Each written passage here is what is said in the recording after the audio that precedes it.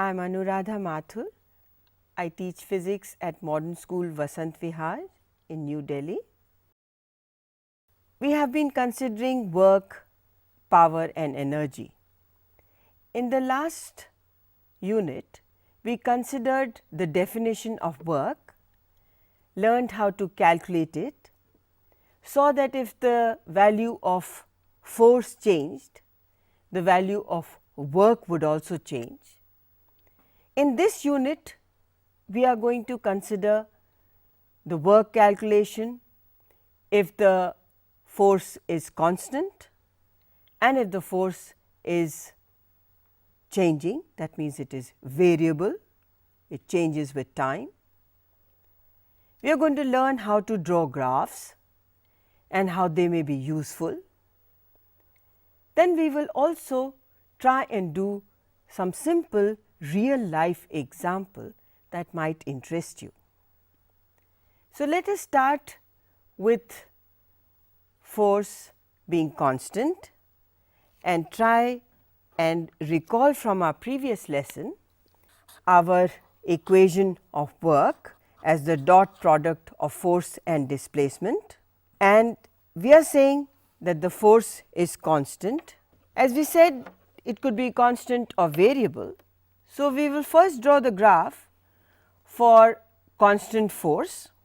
This is my x axis and I will put displacement on it. The y axis is here and I will put force on it and apply my constant force, and it will be shown in this manner. Notice this graph is not competent to tell us about the angle between the force and the displacement. We are not even looking at that. Whatever be my value of theta, I can put for a constant force a graph like this. How does this help? Because the area under this graph for a certain displacement will give me the work done by the force in doing that displacement. Let us see, say from this location the displacement considers this up to this point, say this is some position S1. So, the graph area that is in question is this segment. Notice we just need to find F into S and we get the value for work.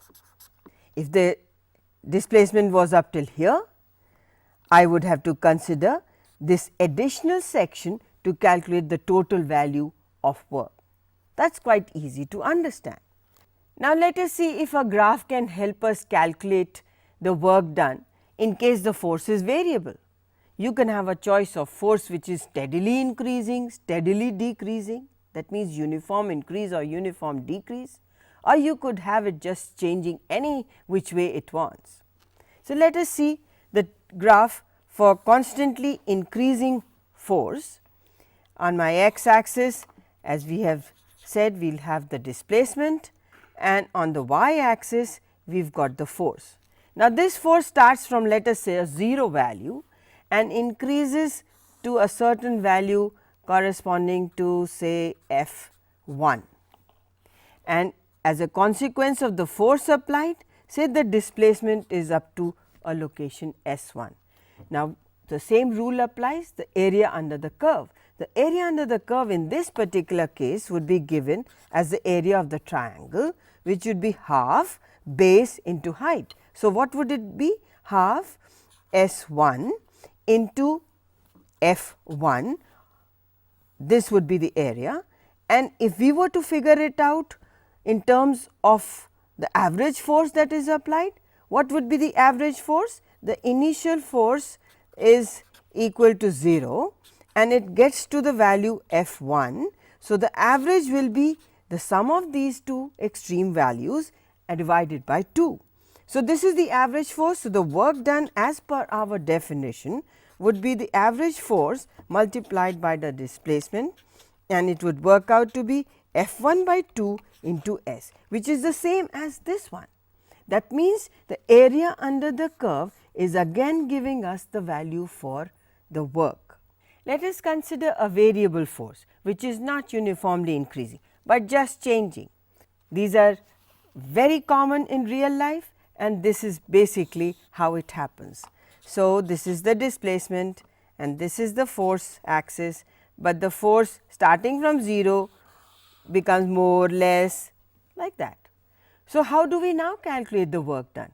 If we have to follow the earlier condition, that just find the area under the curve, that is the simplest, which means that if I have to consider from displacement F1 location to displacement S2, then the area in question is this.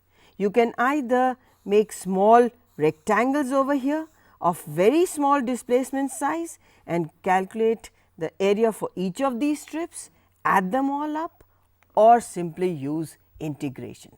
If you were to use integration, you should know the variation of this force with the displacement, and you will be able to find the value for work done by simply finding the area under the curve, which is also going to be the integrated value. We are going to take two very interesting examples. One is of a woman or a person who is pushing a trunk on a rough railway platform. So, let us see, we can give it some values and try and see if we can use a graph to calculate it faster and quicker. Here is the question. A person is pushing a trunk on a rough railway platform. He or she applies a force of 100 newtons over a distance of 10 meters. Thereafter, the person gets tired and applies a force which is steadily reducing to a value of 50 newtons. The total distance moved by the person is 20 meters. That means, our trunk moves 20 meters and the force of friction is 50 newtons. We are required to calculate the work done by the two forces. Which are the two forces? The force that the person is applying as push and the force of friction, which is trying to resist this motion. So, we set out to draw a graph. What kind of a graph will we get?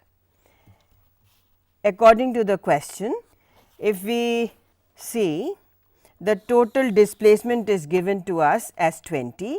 For the first 10 meters, the force is constant, and that constant value of force applied by the person is 100 Newton, and in the next 10 meters, for the next 10 meters, this force reduces to 50, which is half of the earlier value, but this time it reduces steadily, that means uniformly, and the force of friction is constant and its value is 50 newtons, and it is acting opposite to the displacement.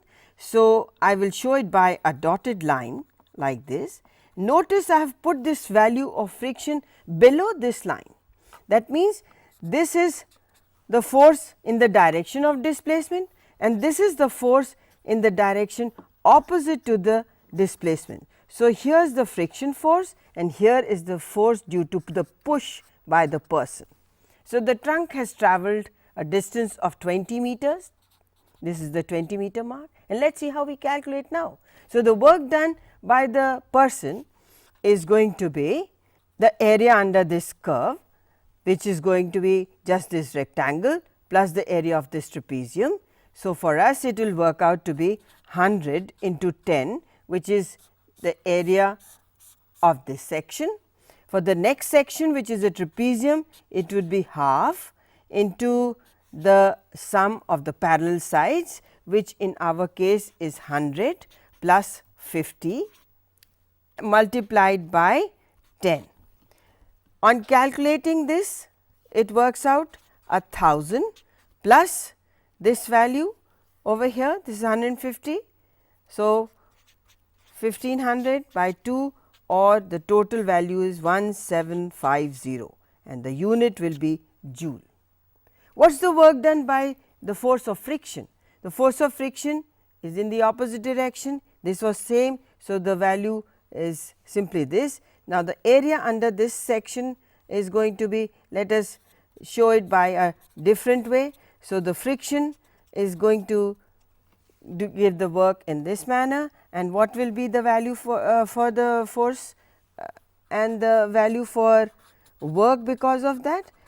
I will write it here for you, and that is equal to minus 50 Newton into the same displacement, which is going to be minus 1000 joules. So, the push is there and the work done by friction is so much. Where have we lost all this work? This should be equal, but it is not. For one thing, we have actually displaced the trunk, and for the second thing, some energy must have been lost.